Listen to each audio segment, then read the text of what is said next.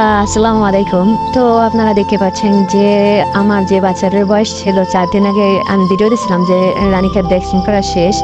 তো অবশেষে আমি কি করলাম এগুলাকে বড় বোর্ডিং শেষ করার পরে এগুলাকে আমি অন্য সাইডে ছেড়ে দেওয়ার জন্য প্রস্তুতি নিতেছি। তো দেখেন কোনোভাবে কিন্তু এরা বোর্ডিংয়ে যে পুরোনো লিটার ছেড়ে যাচ্ছিল না। তো সেই ক্ষেত্রে অনেক তাড়ানোর পরে অনেকভাবে নেওয়ার চেষ্টা করার পর যাইতেছিল না। তো দেখুন আপনারা দেখতেই পাইতেছেন আসলে এতগুলো বাচ্চা একসাথে দেখলে খুবই ভালো লাগে। আর কথা যারা এই পশু পাখি প্রাণী যারা ভালোবাসেন তারা অবশ্যই এগুলো দেখলে তাদের মনটা ভালো হয়ে যাবে। তো এক সেটে প্রায় ২,০০০+ মুরগির বাচ্চা আছে কালার বাজ। তো যারা যারা আসলে এই নতুন খামার করতে আগ্রহী আছেন তারা অবশ্যই যদি কোনো ধরনের পরামর্শ লাগে অবশ্যই সঠিক পরামর্শ দেওয়ার চেষ্টা করব। কমেন্ট করবেন আর ফলো দিবেন আর সাথেই থাকবেন।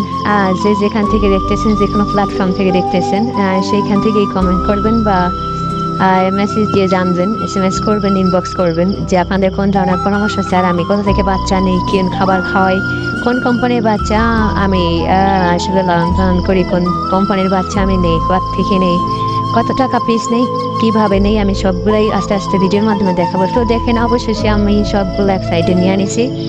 তো এখন আমার খাবার পানি দেওয়া শেষ। অনেক ব্যস্ত ছিল মুরগির বাচ্চা এতক্ষণ। তো ব্যস্ততা শেষে এখন খাবার পানি খাইতেছে, দেখুন কত সুন্দর লাগতেছে। তো অবশেষে আমরা আমাদের সমস্ত কার্যক্রম এখানে শেষ দেখেন। আর সবগুলো এক সাইডে নিয়ে আসছি। এখানে এখন দেখেন কত সুন্দর। কার কোন ধরনের প্রশ্ন জানতেছি অবশ্যই কমেন্ট করবেন, কমেন্ট করে জানাবেন আর আমাদের সাথেই থাকবেন। তো ভালো থাকবেন সবাই, আল্লাহ হাফেজ।